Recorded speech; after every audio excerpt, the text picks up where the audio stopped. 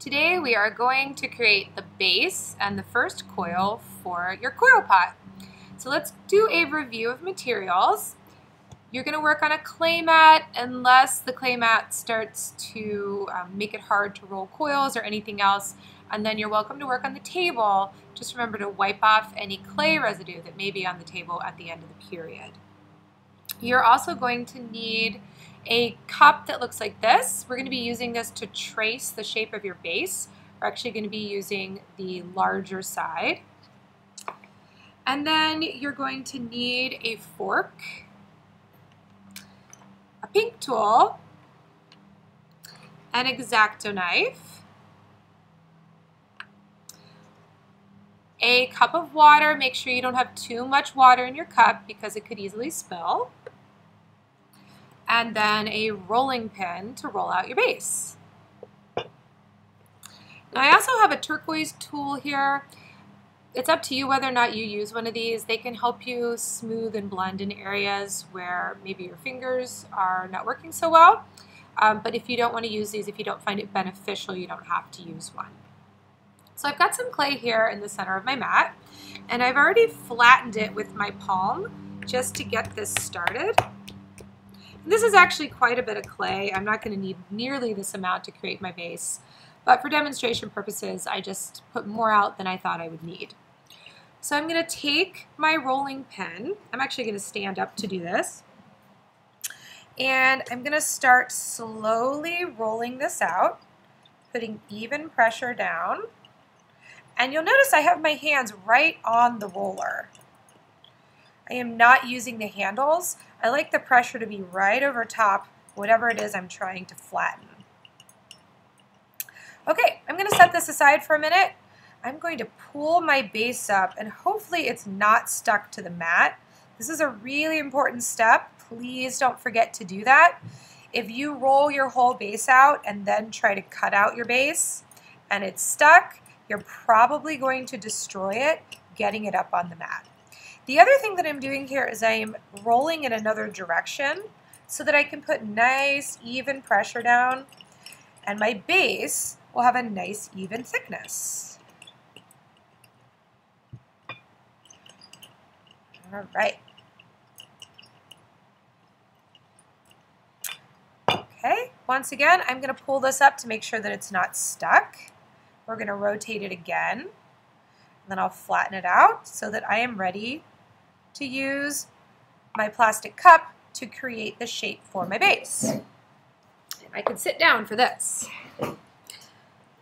So again, I am using the larger side of this. I'm going to place it right down on the slab that I rolled out, and then I'm going to gently press down till I've made a bit of an indentation.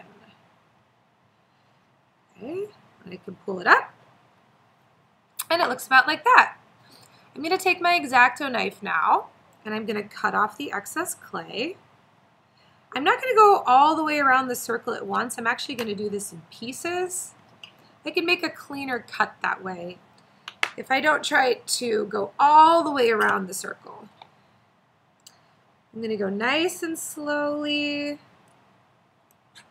Try to get my base to be a nice round circle. Now when you use your X-Acto knife to cut, remember that this is the side that that's meant to cut. The flat side that's not angled will do cutting because it's clay and it's very easy to cut through, but the angled side is the side that is meant to be cut with.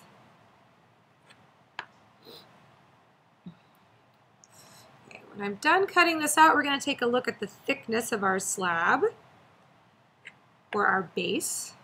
Make sure that it's good. Remember, this is going to be the bottom of your coil pot, so you want to make sure that it's not too thin or too thick. I recommend making it about the size or thickness of a pencil, or maybe even your pinky finger. So I think that that looks pretty good. If you roll your base too thin, you are going to have to ball your clay back up and re-roll it. Do not simply fold that slab in half because you'll create an air pocket when you fold it in half, and that could cause problems in the kiln when I fire it. Okay, so what I'm going to do now is decide which side is going to be the inside of the pot and which side is going to be the bottom of the pot. Because we don't really see the inside of the pot very much, I'm actually going to choose this side as the bottom because we see the bottom a little bit more. And I'm going to go ahead and write my name.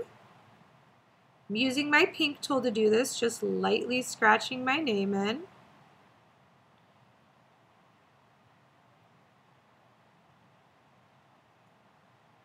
And then I'm going to put my period and the quarter. That way when I'm getting these back to students, I will be able to easily find where you are in the exploratory arts rotation if I don't give it back to you while you're in art. Now this is the bottom of the pot, so I'm going to make sure that I actually flip this over, okay, so that it is facing down, and I'm going to be stacking my coils on this side. This is going to be the inside of the pot. I'm going to smooth this out for a second before I start rolling my first coil.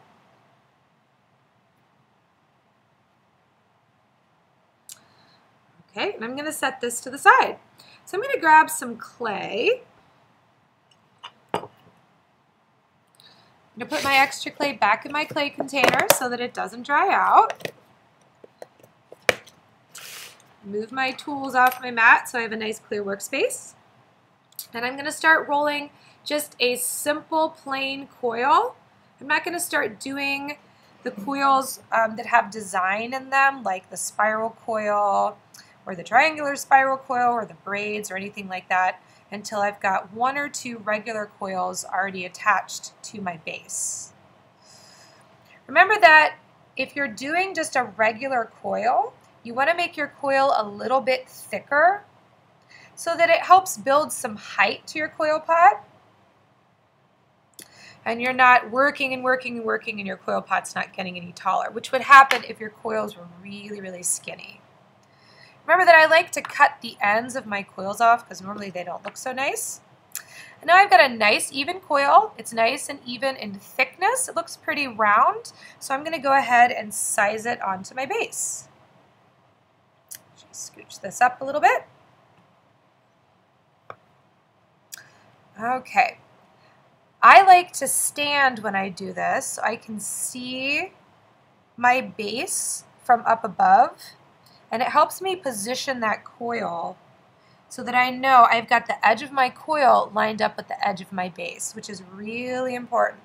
Remember that if your coil is sitting on the outside edge or it's hanging over a little bit, it's going to make your coil pot get wider, okay? And then the opposite of that, if it's sitting too far in, it's going to make your coil pot get narrower and narrower. So we want to make sure the edges are lined up just right so that your coil pot goes up straight. Okay. Now, once I trim the end of this, I want to make sure I curve those 2 pieces so that they meet nice and flat against each other. They're not overlapping or stopping short of one another. I think that looks good, so I'm going to go ahead and pull this off. And we're going to do some scoring. I'm going to use the fork to do this. You could also use the pink tool if you feel like the fork is giving you score marks in areas where you don't want them. Okay. I'm going to scratch this up. Remember that scoring helps the 2 pieces stick together, so it's an extremely important step. Please don't forget to do that anytime you attach something to your coil pot. I'm going to go ahead and scratch or score the bottom of my coil. That's going to be attached to my base. Oop. Here's my water. And then a little bit of water on here helps stick the 2 pieces together.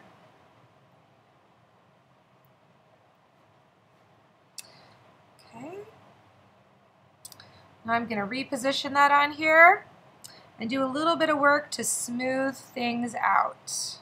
I can see some of the score marks on my base, so I'm going to try to smooth those out. Any place where maybe my nail made a scratch in my coil. I'm going to make sure I smooth that out. And then I'm also going to smooth out my base, because I also have some score marks on my base that I can see, and they don't look so nice.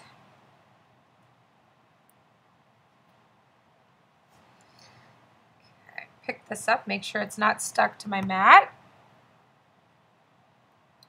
Now you should not be using water to do anything but attach your pieces of clay at this point. We'll be able to use water to help smooth things out later on when the clay is not so soft. But right now, your clay already has a lot of moisture in it.